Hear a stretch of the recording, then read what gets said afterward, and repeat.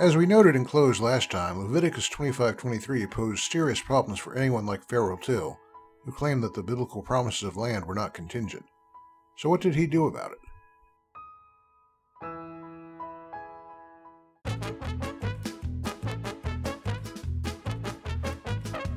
I said you'd want to sit down before learning how Till tried to cope with Leviticus 25:23. You've been warned, so here it is.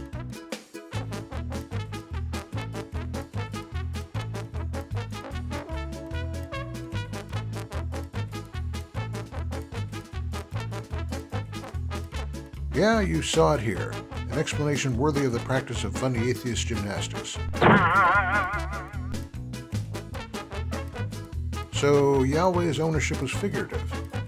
Well, what literal truth did this figurative expression stand for exactly? What in the text of Leviticus 25:23 makes it obvious that it is meant figuratively? Is this saying that this figurative ownership precluded any ability of the omnipotent Yahweh to have a say over human transactions of land? It's true our modern idea of renting usually precludes any selling of the property, but at this point we need these reminders found in one of our prior series.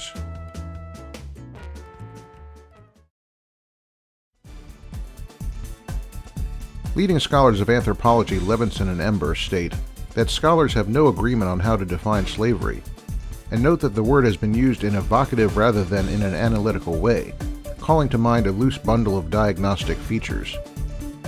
So if scholars are still up in the air about how to define slavery, what do the critics say about it? I had a look at multiple works critical of the Bible on this point, and found that there were two leading objections to the morality of slavery. First, slavery is objectionable because it regards humans as property that can be bought and sold. Second, it is objectionable because it restrains a person against their will and without lawful authority. While some critics may believe that these 2 points offer sufficient clarification, in reality they only make the issue more complex. Take the first claim that slavery regards humans as property. The immediate and obvious problem is that the very concept of property is itself in need of definition.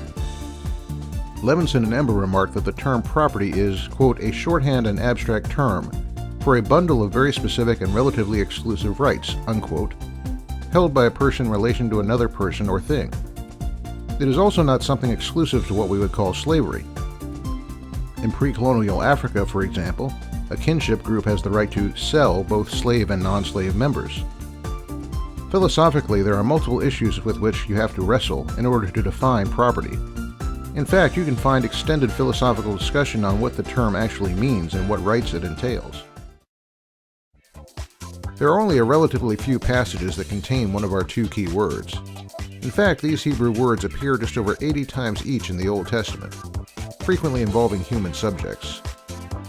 As with our prior word translated as slave or servant, however, we run into a semantic puzzle. The words clearly could have the connotation of slavery, in the sense that the humans are property, but they also carry other connotations that do not imply slavery. The Hebrew word for buying is used of Eve bearing Cain, and of God's claims on heaven and earth. It is used of the purchase of a field, and of Boaz redeeming Ruth, but also of the acquisition of wisdom. So while it is clear that this word indicates some sort of relationship involving acquisition, it isn't exclusive to what we would call the purchase of property. The same could be said to a lesser extent of the word for sell. This word is more frequently used to refer to what may seem to be slave transactions, but it also is used to refer to betrayals as well as betrothals. The word therefore carries the understanding of a severing of a relationship, but not necessarily by way of ridding oneself of property. The matter has added complexity when we consider what many would no doubt consider a slam-dunk case, the use of the word to describe purchases of land. This seems straightforward until we realize that the Bible specifically attributes ownership of the land to God. The so-called buying of land, therefore, could only be the buying of rights to its use, not true ownership. It's also a little more complicated because we find in pagan records of the period, as one scholar put it, that older children were adopted by reimbursing their parents for the expenses of feeding and raising them. These transactions were recorded as if they were sales. So the question emerges, what exactly is it that is being bought and sold? Is it the person as though they were an object, or something else? The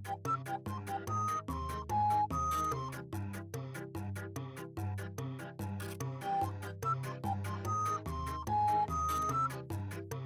By now you've certainly figured out Till's error. People do sell land, but people can and do sell leases and contracts as well. The Israelites were tenants with respect to Yahweh. They were only owners with respect to transactions. Note as well that while the text says Yahweh saying the land is mine, it calls the Israelites strangers and sojourners. The former word meaning a guest or alien, the latter a lodger or a resident. And as we also noted, Deuteronomy also has God parceling out land to various parties, as though it were his right to do so as an owner.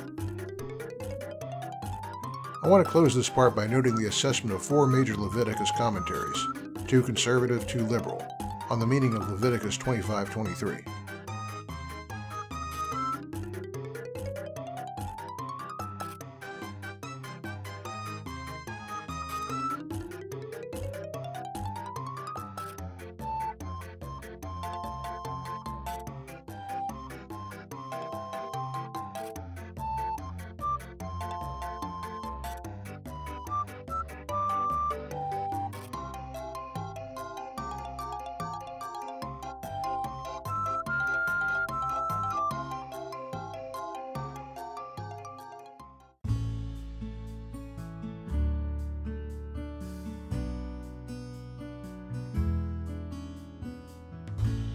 That wasn't the end of Till's shenanigans when it came to Leviticus 25:23.